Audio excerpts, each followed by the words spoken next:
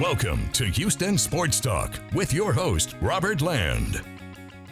Thanks for checking into the best Houston sports podcast in your home of the world champion Houston Astros. Robert, along with the pumpkin pie goodness of Sports Radio 610, Shaun Bijani. Happy Thanksgiving to everybody out there watching and listening. And in today's show, we'll give thanks to our favorite things about Houston sports right now. But first, Shaun, Kyle Allen, he is the new dish on our holiday menu. What do you think about the benching of Davis Mills? I guess it's something that had to happen. That's why it did. In terms of like making a huge difference about wins or losses. I mean, come on, they're 1-8-1. It's not going to turn their season around, and Nick Caserio doesn't want it to. Let's be clear about that. It's a tank. This is working beautifully. Okay. What has happened is players are not tanking. The organization is tanking. And look, players want to play and they want the best possible guys out there to help them be the best that they can possibly be. And so if there's unrest out there, there's going to be noise emanating from the building, from the locker room, from the meeting rooms. And quite honestly, when you're putting up historically bad first half performances, now twice in 2 years from a historic perspective, like Davis Mills in this offense has, change needs to be made. When you're not taking care of the football, which is something that Nick Caserio, when asked about what he needs from a quarterback, what he wants from a quarterback, says one thing and one thing only, without getting too far into other specifics: you have to take care of the football. And 7 interceptions over the course of the last 5 games for Davis Mills, who now leads the NFL with 11 interceptions, is not taking care of the football. And for a team that needs every single possible possession it could use for the development of their young players like Kenyon Green, like Nico Collins, and to make the big dogs happy like Brandon Cooks and Chris Moore and, whoever else you want to throw into that mix in terms of veterans on the offense, you got to do it. So I think it's something that needed to happen from that perspective. And today I felt like it was handled very, very, I'm not going to say poorly, but just odd. Like the Texans have a really weird way of doing things and making things seem a hell of a lot bigger than they really are. And so I guess for that matter, they failed at it again. This is so Texans of them. The Jets had the same situation. It didn't come out as much in a tweet or something like that from a random reporter that the Texans were changing quarterbacks, right, Shaun? This was not the same. It wasn't the same way over with the Jets that it was handled with the Texans, correct? No, well, correct me if I'm wrong, because you started the show saying, "Hey, Kyle Allen's the new quarterback."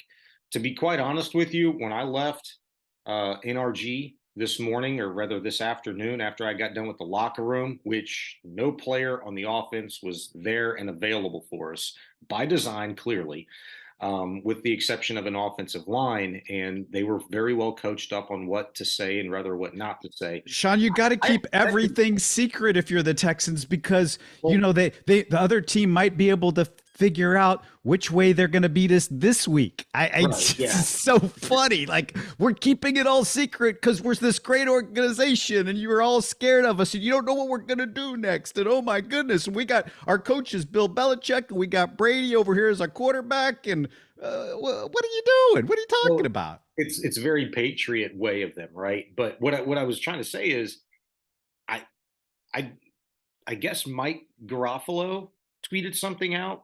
Yeah. Sources saying, is that where you're getting this from? Okay. Yes. So, okay, fine. Mike Garofalo said what he said. Look, these reporters, these NFL insiders, they're all on really to very good relationship basis with player agents, coaching agents, things like that. They know things and they're going to leak things. Some players will leak things, but I will tell you that when the players do that, at least in this climate with the Houston Texans, that stuff's not getting reported right away, if at all. That's just kind of on a need to know kind of basis, and you're going to keep that to yourself sort of thing. And that's just the way that it's kind of been, just to be forthright and honest with you. But still, the idea when he was asked at the press conference, Yeah. both Sunday and Monday, he can't say that he's going to make a change at quarterback. And here's the issue, Sean, is, well, we're worried. We don't want to warn the other team or what is one guy Michael Vick and the other guy is Peyton Manning. One guy's a statue. What's the difference in the preparation between Kyle Allen and Davis Mills for any team in the NFL? Nothing. And don't get lost in that. You know, if you're listening to this, if you're watching this, don't get lost in that. And so many people are, Robert, and I don't want you to either. Look, you have to kind of connect the dots, so to speak. And fortunately, the Texans, their connect the dots game is kind of one out of a old highlight book. You remember when you were a little kid in the doctor's office and they had that little magazine highlights and you could do the mazes and connect the dots and color and stuff? Very elementary. So it's pretty easy. Now, all you have to do connect the dots with this one is go back to Monday's press conference. I think it was myself that asked Lovie Smith the question that gave this response.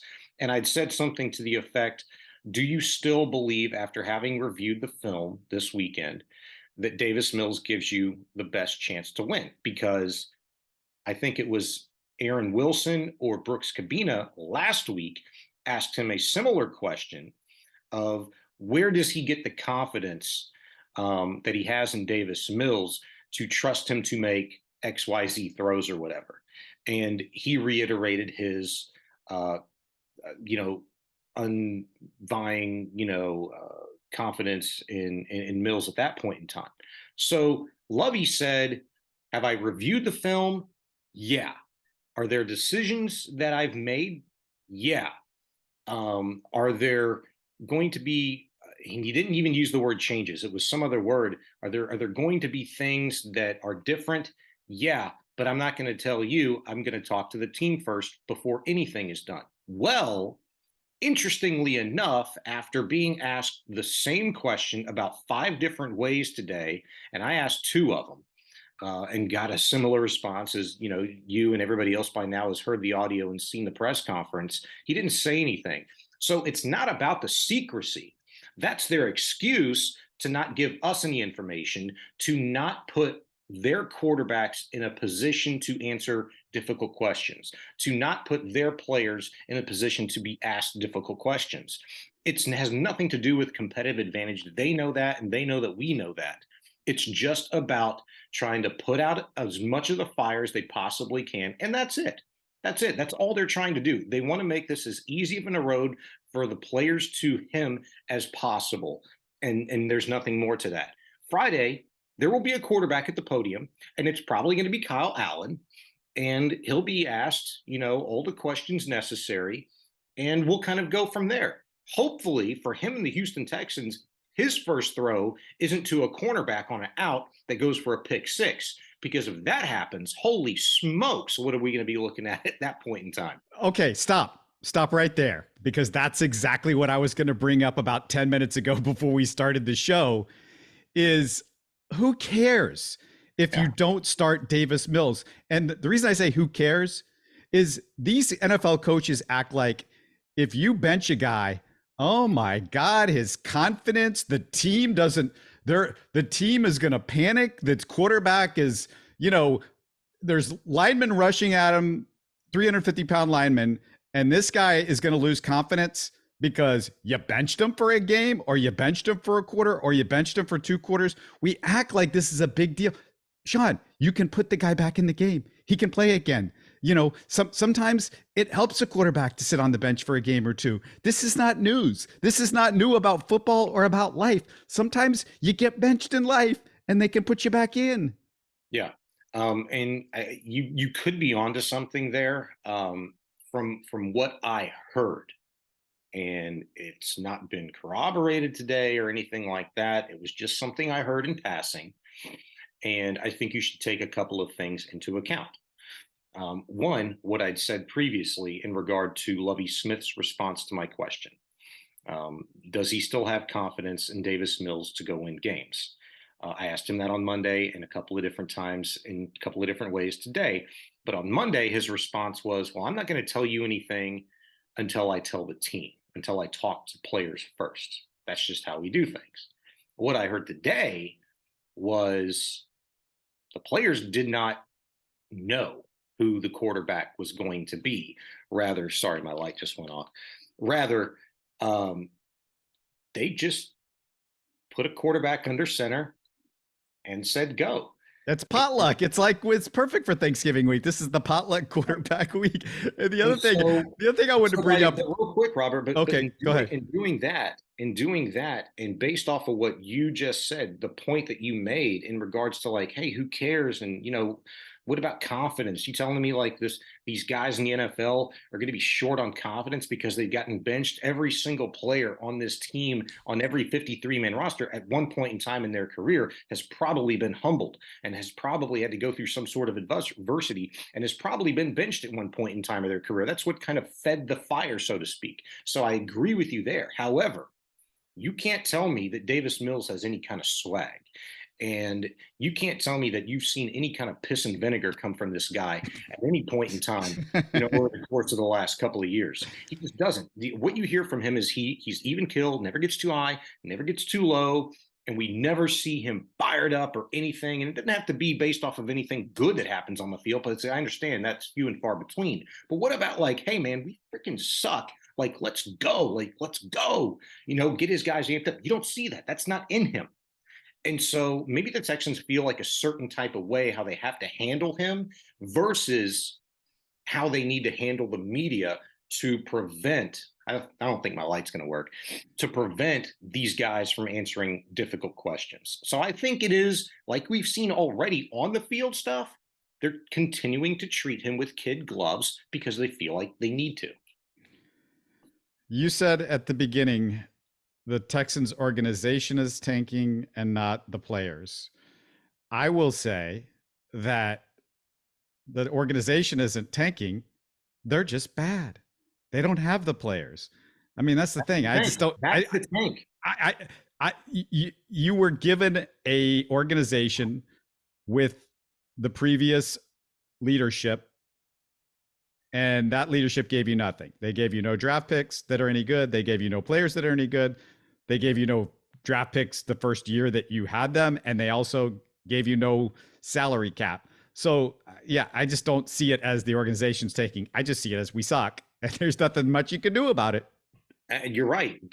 But that is, and look, I don't know anything that you don't. I just feel like I have a pretty good pulse on the construction of the roster. And this is just firmly what I believe. And I'm pretty close to, saying that I'll die on this hill, is that this is the first year of the rebuild. Last year was the last year of the teardown. You're still seeing, the diggers load up the dump trucks, so to speak. They're getting a lot of the rubble out of the way this year still, okay? So when you construct this roster, if you're Nick Caserio, look, you were cap strapped. You didn't have money to spend. You had a little bit, and you had just enough to be able to go out and get some aging veterans that you could squeeze the last little bit of life out of that are good guys, good professionals, Jerry Hughes, Mario Addison types, and bring them in and help develop some of these younger guys. And on that, you're trying to maximize, the time that you do have in practice. A lot of these coaches, I do believe they think they are a better part of the solution rather than the problem. Because at this point, for those young guys, it is about development, which was kind of funny that, we saw that tweet this weekend during the Texans game from Jaleel Johnson, who was here for a hot minute and then cut because allegedly, according to him, he was making it too difficult on Scott Quessenberry and Kenyon Green in practice. He was going too hard, and the Texans coaches didn't like that. Well, there is some truth to that, that they felt like, they were trying to get one thing accomplished offensively, and this guy was trying to show out defensively and earn some more playing time. Well, they weren't jiving, and so the Texans coaches, I guess, maybe there was some sort of an altercation or disagreement there. And they said, all right, well, look, if you're not going to be a part of the solution, you are a part of the problem. So get out.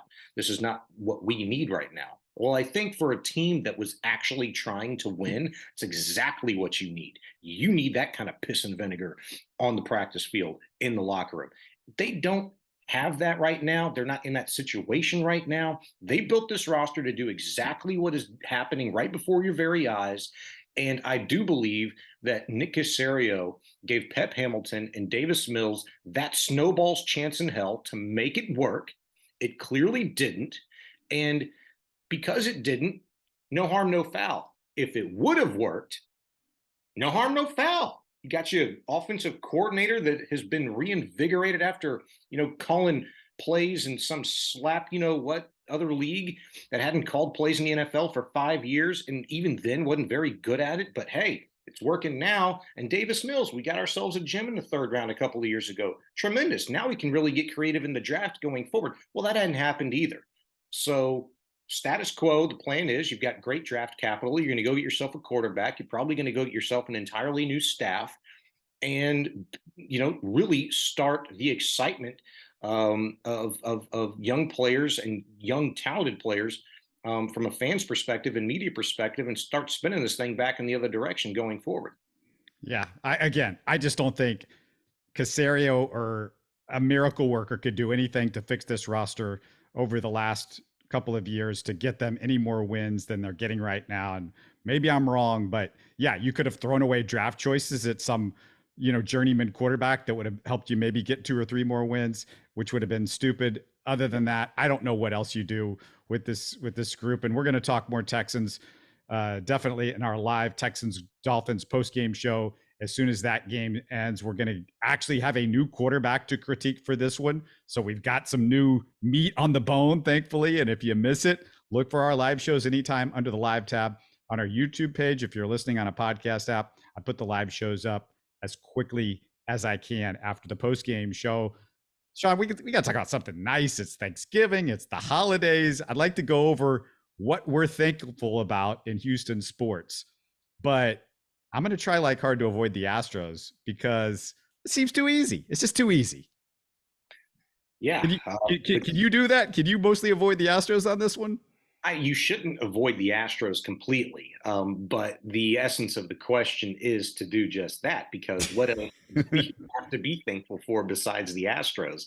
To be quite honest with you, it's the next best show in town in the offseason when the Astros aren't at Minute Maid Park. I mean, you got to be thankful for, I'll explain, but U of H. You got to be thankful for U of H. And that was first on my list, actually. Sure. And I'm going to be more specific than just the program, the full-on program. I'm thankful we're just months away from the Big 12. It's been 26 years since the Cougs were in a nationally relevant conference. You've got to be 35 or 40 years old. You got to be old like me to remember the great Southwest Conference days. And as somebody old enough to remember, I can tell you it was fun, guys. It was fun to have a relevant program in this city. I'm thankful for the Cougars having a real shot at a football national championship in the not too distant future if they put together a great season, because you can do that in the Big 12. And for the first time in forever, it's at least a pipe dream. Yeah, and look, that's a great point. I wouldn't even going football. I wasn't looking at that direction. I was talking about basketball and Kelvin Sampson and the job that Rena Couture and Tillman Fertitta and just everybody over there in the U of H umbrella have done to induce and build perennial excitement in that basketball program. And yes, you are absolutely 110% correct about the football program and getting into a bigger and better conference. That's to be very general, I'd love to do a show just about that and talk all the specifics about how and why we should be excited about that and what has led to that, to this even happening, getting into the Big 12. But I'll just say this, to my basketball point, I don't know if you're a gambler, Robert, but I know a lot of people out there do dabble in it from time to time. I checked out Bovada the other day, because that's where I go when I want to look at the odds and see what's really going on, because a lot of people use it. And I just could not believe it. The favorite to win the NCAA tournament, the whole shooting shebang this year, is none other than who? the University of Houston Cougars at plus 800. They're the favorite over the powerhouses that be in college basketball for the last 10, 15, 20, 25, 30 years. Some great, fantastic, storied programs. And it's your Cougars at the very top. That's amazing. That's what I'm thankful for. Absolutely. Can't say it better myself. I'm thankful for Usman Garuba and Tari Eason. When they enter a game for the Houston Rockets, and there's not much to get excited about, but these guys get me excited. They play winning basketball. Shaun, let me say this again. They play winning basketball. Just a joy to watch, unselfish, both mid to late first round steals already, in my humble opinion. Please give them more playing time, Steven Silas, so I can enjoy more helpings on my Thanksgiving plate. Please. I have to agree with you. Like, it's been pretty difficult for me to get back invested in the Houston Rockets, but slowly but surely I am. And it is because of those young players. We talked about it before the season even started. Like, the collection of young talent that they have on this roster is vast. And this year is about seeing. It's where the Texans kind of almost are, but it's where they're going to be next year with an infused roster of a lot of young, unproven NFL talent. That's where the Rockets are right now. It's unproven NBA talent, very raw skill set, and they're tremendous by themselves. But can they play team basketball? Can they play together and win basketball games? I think it's those guys that you mentioned particularly that have really kept the Rockets in a lot of these games. Because look, let's be honest, from a team-wide standpoint, they're not very good. Okay. I don't even know if they're very, very well coached still. But I know from a developmental standpoint, I think that staff in large is doing the things necessary to find out who's going to be contributing for the future of this organization. And so, yes, I will tip my cap to you there and say, yes, I'm thankful for those guys in particular, too.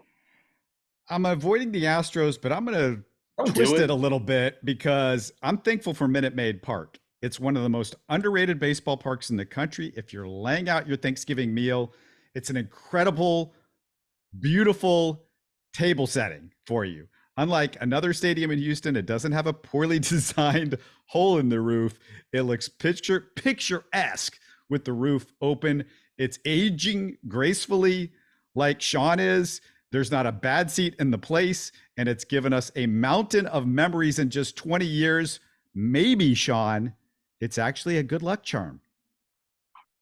Hey, well, yeah, absolutely. Why not? I mean, before Minute Maid Park even existed, history lied on those grounds, man, for just Union Station. I mean, you think about the history that came through there over the years when it was an active railroad station. So, yes, I will agree with that. That holds a special place in my heart because December 1942, Christmas Eve, in fact, my grandfather, who was born and raised in the city of Houston, was sitting on a bench at Union Station waiting for a train to take him to boot camp in the United States Army. And that's where he went.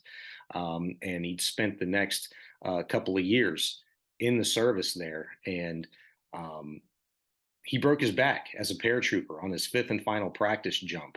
6 months later, after being told by the doctors he'd never play baseball again, he was in the World Series, and he was the opening day catcher for the St. Louis Browns in 1944. So that particularly has a very special place in my heart in terms of, why it's historically important. And yeah, if it's a good luck charm, then I think I just told you another reason why it probably is because of my family's history there.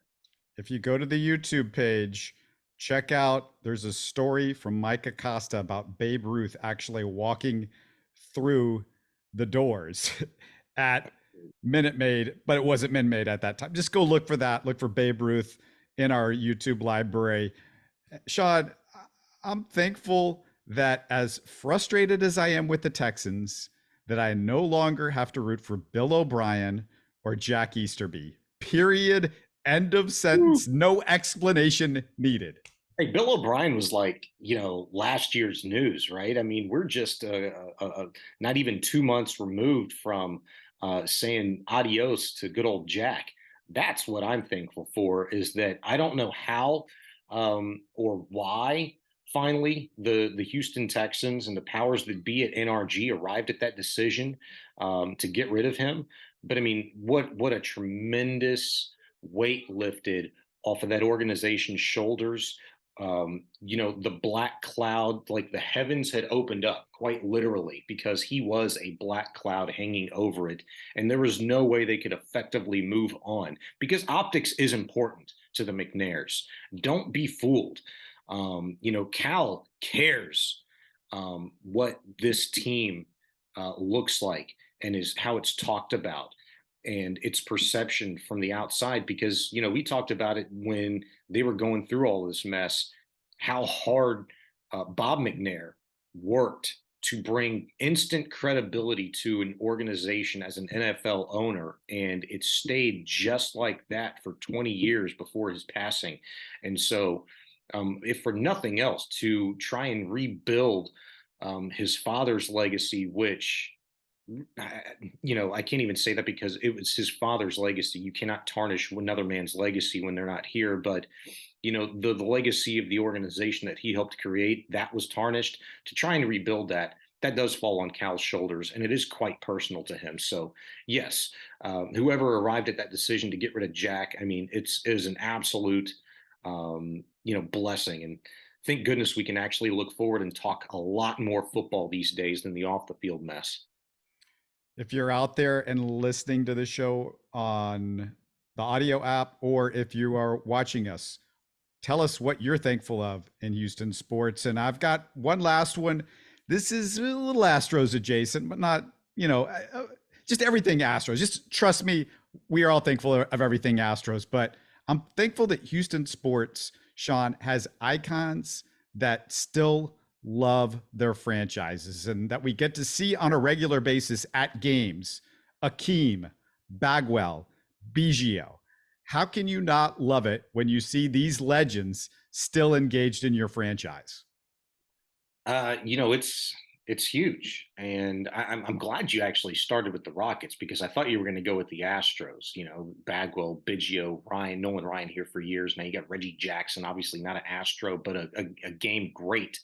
That wants to affiliate himself and wants to help continue to build and keep a perennial championship contender here going. But I like the connection to the past that our organizations and that the guys that were here still care. And I feel like nobody's done it really better than that of the Houston Rockets over the years, right? I mean, for years we've been watching Akeem Olajuwon and Clyde Drexler on the sidelines. And Drexler called the games for many years. Matt Bullard called the games for many years. There's countless. Elvin Hayes, certainly. The Rockets have done a great job of keeping those relationships. And, to be quite frank, the Houston Texans have done just that. The issue there is there haven't been franchise greats, that have actually retired and have come back. A lot of the franchise greats are still playing in Arizona. So when they retire and come back, anybody besides the name of Andre Johnson, it'd be nice to have Arian Foster back in the building more.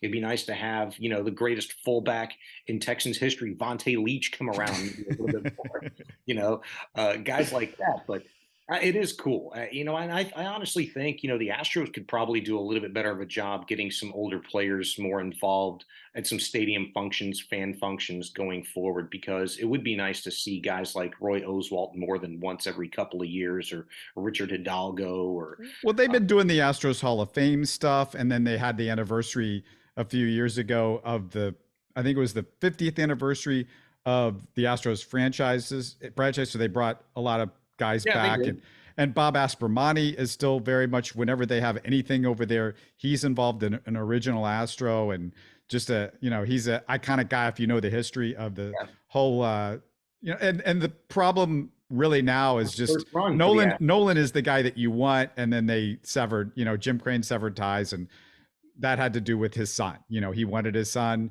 and Reed Ryan left, and that left Nolan kind of a little bit bitter that they got rid of Reed after he did a fantastic job when this franchise was at its absolute nadir Reed Ryan came in and did that. So, those are the guys, and they do it. The Astros baseball, it's more about history. It's like you said. I think the Rockets thing's more impressive because, the NBA, you don't think about it as some of this history connection, but baseball you always do, and so it's not as much a surprise in baseball when you see it as it is in basketball. Yeah, and I think to keep the historical elements of your franchise in order, for the lack of a better term, it's a little bit easier with a baseball club, certainly a basketball club, than that of a football club. There's so many moving parts, each and every year, especially in today's NFL, where it's hard to kind of keep that in perspective. It's just different than it was in baseball. Baseball, it's called America's pastime for a reason, and the game has changed drastically. But I mean, everybody, the starting nine, they were all household names years and years ago, and that changed at some point before I became like, a young man, a young adult, and now, as a 40-year-old man, it's completely different. But basketball, there's less players to keep up with, and I can't believe I didn't mention Calvin Murphy, by the way, who, I mean, thank God, I'm thankful for him. What I have noticed in regards to him, he needs to start, going through the suits again. I'm starting to see him recycle some of those flashy suits. Like, come on, Calvin, like, let's get you a deal at one of these suit warehouses, man, and get you some fresh threads. I'll tell you what, this, but the last thing I'll say is, of course, I'm thankful of Damian. He's the one thing. Damian Pierce is the one thing that you're really thankful with the Texans, that we get him. Oh, there's more than one. Give me one other one. Oh, what do you mean? This entire rookie class, I think. Kenyon Green, Jalen Petrie, Derek Stingley. I mean, I think you got to be thankful for all those guys. I feel like I'm forgetting one. There should be. I'm worried. I told you after last week, I'm a little worried about Kenyon Green. I'm a little worried about Jalen Petrie. I'm just a little worried about those guys. I get it, but relative to, if you're going to compare it, like, to Damian Pierce is a little bit different. He needs other things to really work well for him to succeed, offensive line, offensive scheme, things like that, right? Like not allowing a defense to load up 8-on-5 in the box. You're going to lose more of those battles than not. 10 carries, 8 yards, case in point, this past week against the Commanders, which are good.